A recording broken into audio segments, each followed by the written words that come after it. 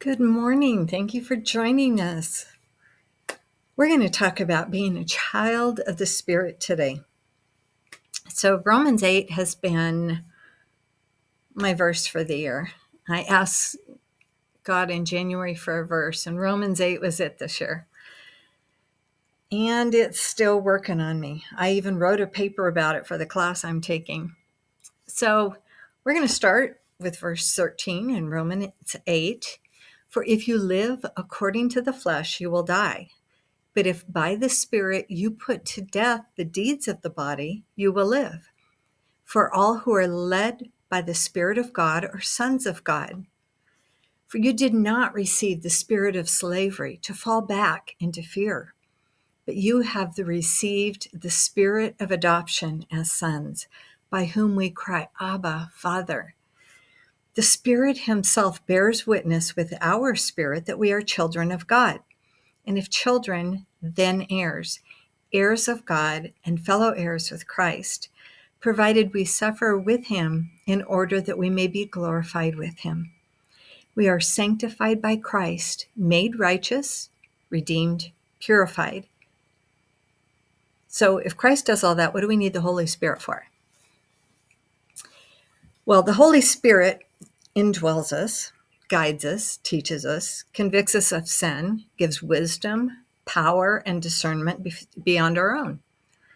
The Holy Spirit gives us beautiful gifts to share with other believers: serving, teaching, exhortation, generosity, leadership, mercy, knowledge, prophecy, miracles, healing, tongues, different gifts for different people and different times. So the Holy Spirit bears fruit also through our life. In Galatians 5:22 through 23, but the fruit of the Spirit is love, joy, peace, patience, kindness, goodness, faithfulness, gentleness, and self-control. So now think about adoption. I'm trying to tie all this together. Consider adoption. I've heard adoption described as growing and being born in a mama's heart instead of her tummy. We have grown and we've been nurtured by the Holy Spirit.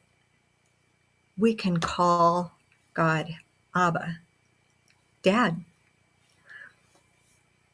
So let's jump into Romans 8:26. It says, likewise, the Spirit helps us in our weakness, for we do not know what to pray for as we ought. But the Spirit himself intercedes for us with groanings too deep for words. And he searches hearts, knows what is in the mind of the Spirit, because the Spirit intercedes for the saints according to the will of God. And we know that for those who love God, all things work together for good, for those who are called according to his purpose.